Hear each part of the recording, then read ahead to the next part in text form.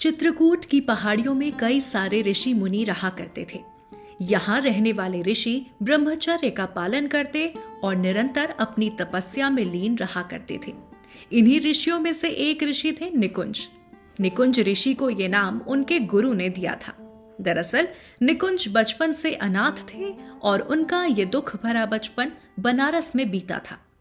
वहीं ऋषि परमानंद ने पहली बार निकुंज को देखा, जो भले ही अनाथ था, लेकिन इस दौरान वो बुरी संगत में न रहकर काशी विश्वनाथ के प्रांगण में मंदिर की साफ सफाई और भक्तों की सेवा में लगा रहता था। उस 5 साल के बच्चे को देखकर ऋषि परमानंद काफी प्रसन्न हुए और उसे अपने साथ चित्रकूट ले आए। यहाँ उन्होंने उसे शिक्षा दीक्षा दी और फिर समय आने पर उसे ब्रह्मचर्य का ज्ञान भी दिया। परंपरा के मुताबिक ऋषि परमानंद ने उस बच्चे को नाम दिया निकुंज। ऋषि निकुंज अब 22 साल के हो चुके थे। उनके ऊपर आश्रम की कुछ जिम्मेदारियां भी थीं, जैसे मवेशियों की देखभाल करना, आश्रम में भटक कर आए हुए जानवरों को वापस जंगल में पहुंचाना और जो जानवर कभी कहीं घायल या बीमार दिखे उसका इलाज करना। निकुंज को इस काम में काफी आनंद आता था।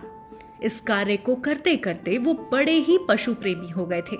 साथ ही वो बहुत हद तक जानवरों की भावनाओं को समझकर उनसे बात भी कर लेते थे।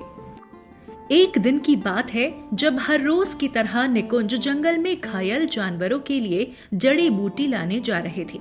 इसी दौरान उन्होंने देखा कि एक नाग घायल अवस्था में पेड़ की टहनियों से लटका हुआ है। दूर से देखने पर ही उसमें हलचल दिखी। तब निकुंज ने टहनियों की मदद से उस सांप को जमीन पर गिराया। निकुंज ने जब उस सर्प को समीप जाकर देखा तो वो बेहद ही अद्भुत हरे रंग की नागिन थी। सबसे पहले तो निकुंज ने अपनी विद्या का इस्तेमाल करते हुए उस सर्प के विष को निकाला और फिर उसे अपने साथ कुटिया में ले आए। कुछ दिनों तक उस नागिन का इलाज किया गया। धीरे धीरे वो नागिन ठीक होने लगी, लेकिन एक सुबह जब कुटिया के दूसरे वैद्य ने देखा तो नागिन अपने पिंजरे में नहीं थी। वो वहां से भाग गई थी। इस बात की जानकारी निकुंज ऋषि को दी गई। इस खबर को जानने के बाद निकुंज जरा भी हैरान या परेशान नहीं हुए, क्योंकि इलाज के बाद उस नागिन को जंगल में ही छोड़ना था। लेकिन उसी रात एक घटना घटित होती है। निकुंज जब अपनी कुटिया में सो रहे होते हैं तब वहां एक कन्या आती है, हरे रंग के चमकीले लिबास पहने। निकुंज की नींद खुल जाती है। वो घबरा कर उठते हैं और उस कन्या से पूछते हैं, तुम कौन हो? वो कहती है, मैं नाग कन्या हूँ। आपने मेरी मदद की, मुझे जीवन दान दिया, तो आप जो चाहे मुझसे मांग सकते हैं। लेकिन निकुंज काफी संतोषी स्वभाव के थे। उन्होंने कहा कि आपकी मदद करना मेरा स्वभाव था। ये काम मैंने किसी भी स्वार्थ से नहीं किया। अगर आपकी मदद करने के पीछे मेरा कोई स्वार्थ होता तो मैं अवश्य आपसे कुछ मांगता। ऐसे में आप बिना कुछ दिए ही यहाँ से विदा लीजिए, हम उसमें ही खुश रहेंगे। निकुंज ऋषि की इन बातों से नागकन्या काफी खुश हुई।